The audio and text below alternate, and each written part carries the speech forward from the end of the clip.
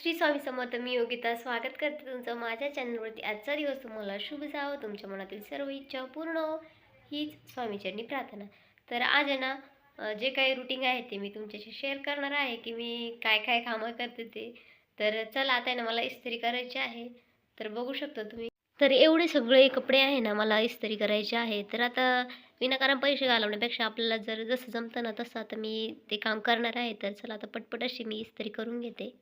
तर आता ना घरातली सर्व कामं आटोपली होती आणि आहोंचे ड्रेस होते इस्त्री करायचे. आता बाहेर इस्त्री करायला द्यायचं म्हटलं ना तर पैसे जातात आणि कसं आपण रिकामं घरात बसल्यापेक्षा आहे ना, आपण घरीच करून घेतलं ना तर पैसे पण वाचतात आणि आपणही आपल्यालाही वेळ जातो. तर इथे मी इस्त्री करायला घेतली होती. तर आता पहिल्याचे पूर्वीचे जे आपल्या आजी वगैरे ना त्यांची एक म्हण होती, संसार केला तर सुईच्या टोकापेक्षाही बारीक असतो. आणि जर नवऱ्याचं पीठ असेल तर बायकोचं मीठ पाहिजे. म्हणजेच नवऱ्याने जर म्हणजे जरा थोडं जरी कमवलं तर बायकोनीही त्यात काहीतरी हातभार केला पाहिजे असं मत होतं. तर आपल्याला काय सुईच्या टोका इतका बारीक संसार करता येणार नाही. खरंच पूर्वीच्या स्त्रिया आहे ना, मी तर म्हणते खूप म्हणजे कष्टाळू तर होत्याच. पूर्वी ना काय अशा सुविधा नव्हत्या आणि त्यामुळं खर्चही कमी होता आणि काय म्हणतात त्याला, आपल्याला शौक कमी होते, शौक. आता आहे ना आपण कसं सोशल मीडिया आला, अजून बड्डे वगैरे काय होते ते तेव्हा नव्हते. आत्ताचं कसं असतं मुलांचं, जे ट्रेडिंग चालू आहे सध्या युगामध्ये, आणि तेच त्यातलं जर काही जर मुलांना भेटलं नाही ना, मुलं लगेच कॉम्पॅरिझन करायला सुरू करतात. त्याच्याकडं आहे, माझ्याकडं नाही. तर आपल्या वेळेस आहे ना असं काही नव्हतंच. जर एखाद्याकडं चप्पल पायात असली आणि आपल्याकडं नसली तरी आपण घरी येऊन कधी म्हटलो नाही की मला माझ्या पायात चप्पल नाही आहे, याच्याकडे एवढी चप्पल आहे. तर आपल्याला काय वाटायचं, आपले आईवडील दुखावले जातील.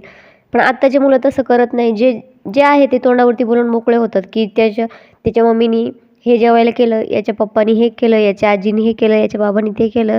आत्ताची मुलं ना पटपट बोलून दाखवतात. आपण म्हणतो ना युग म्हणजे आत्ताचं युग आहे ना तेच झालं आहे किंवा खूप म्हणजे फास्ट झालं आहे. तर फास्ट झालं नाही आहे, तर ते आपणही कुठेतरी त्यामध्ये सामील आहोत. कारण आपल्यालाही पण आहे ना, आता आपल्यालाही पहिले स्मार्टफोन वगैरे काय होतं ते माहीत नव्हतं. पण आता आपल्यालाही त्याचा एक छंद लागलेला आहे की उठलं की WhatsApp बघ, स्टेटस बघ, Facebook बघ, Insta बघ.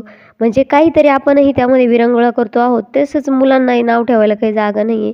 त्यात आपणही त्यांना म्हणजे सपोर्ट करतोच. तर आत्ताच्या धावत्या युगामध्ये ना कितीही पैसा येऊ द्या, पण तो काही पुरत नाही आहे, मात्र तेवढंच खरं आहे. कारण जेवढे तुमचे पैसे वाढतील तेवढ्या तुमच्या गरजा वाढतात. जेवढे तुमचे पैसे म्हणजे आवक कमी असेल त्याच प्रमाणात तुम्ही तुमच्या ज्या छंद आहे किंवा जे लाईफस्टाईल आहे ती ठेवतात.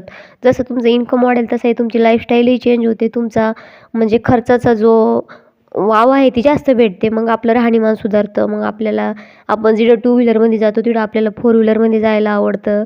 आणि जिथं आपल्याला फक्त आपण देवाच्या दर्शनाला जातो तिथं आपल्याला विदेश टूर करावी वाटते. म्हणजे जसा पैसा असेल ना तसे माणसाला काय म्हणते ना, इच्छा म्हणजे इच्छा उत्पन्न होते किंवा आपल्याला काय म्हणतो आपण त्याला, एक प्रोत्साहन मिळतं पैसा असेल तर.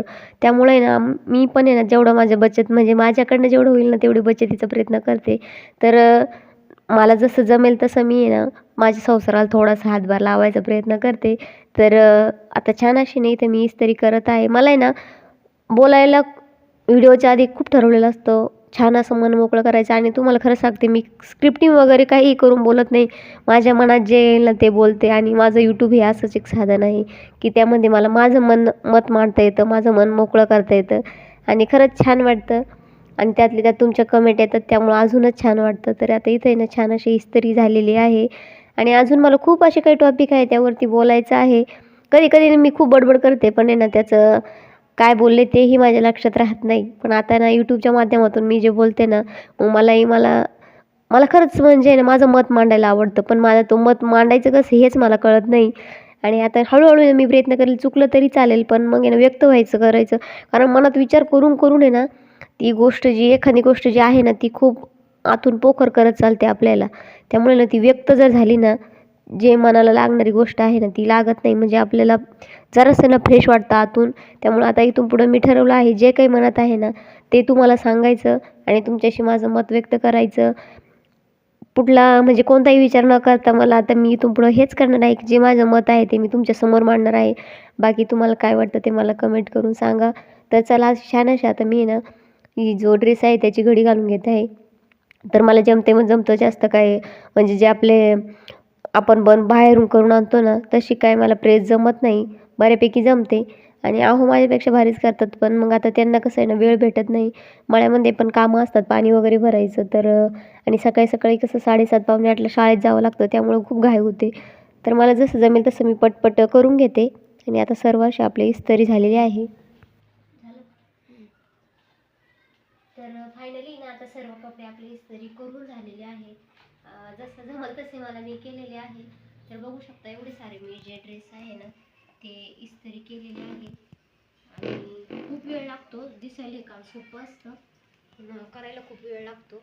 तर एवढे सारे कपडे मी इस्त्री केलेले आहे.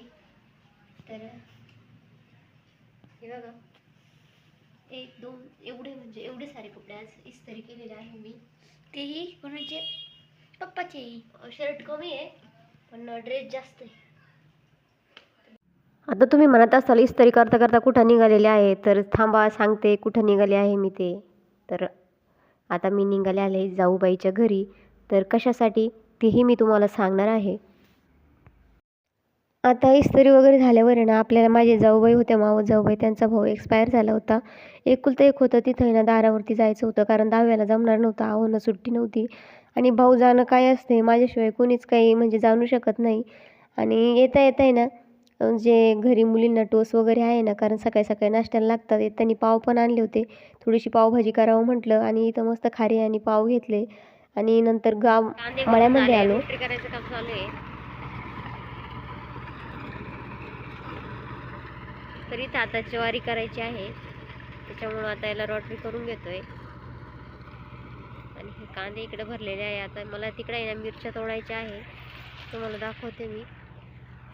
ह्या ज्या थोड्याशा मिरच्या आहे ना, त्या मिरच्या काय बऱ्यापैकी आल्या नाही आहे, पण आता त्या तोडून घ्यायच्या आहे. तर रोटरी झालेली आहे आणि पूर्ण अंधार पण पडलेला आहे, तुम्हाला दिसत असेल. रोटरी झाल्यावरती आपल्याला आता घरी निघायचं आहे.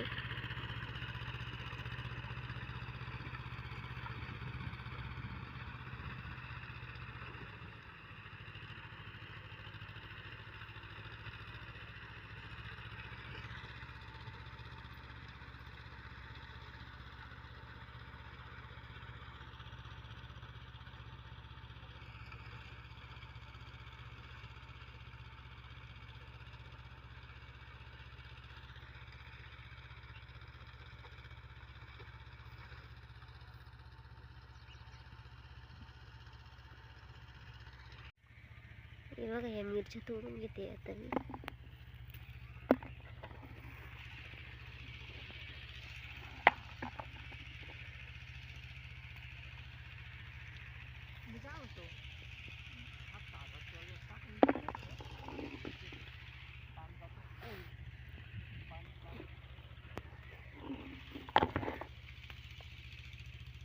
यावर्षी मिरच्या काही व्यवस्थित आल्या नाही, खराब झाल्या आहे. त्यामुळे ना आता इथं रोटरी मारायची आहे आणि हरभरा करायचा आहे.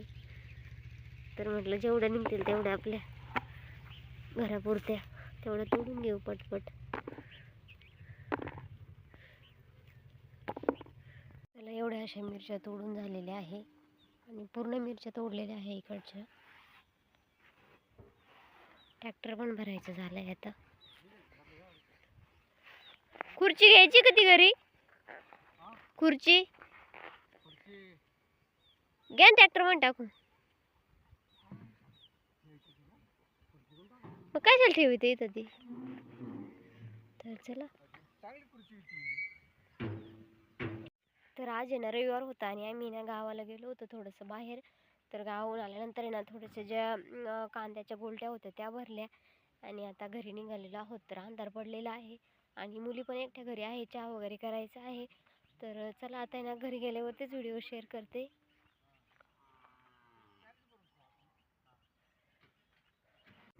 तर मस्त असं संध्याकाळचं वातावरण आहे आणि आपलं तुम्हाला गहू दाखवायचा आहे. तर गहू बघायचा आहे की तुम्हाला. तर हा आहे आपला गहू, छान असा गहू झालेला आहे आणि ट्रॅक्टर पण आलेला आहे आणि हे गिन्नी गवत आहे. आता आजच पहिले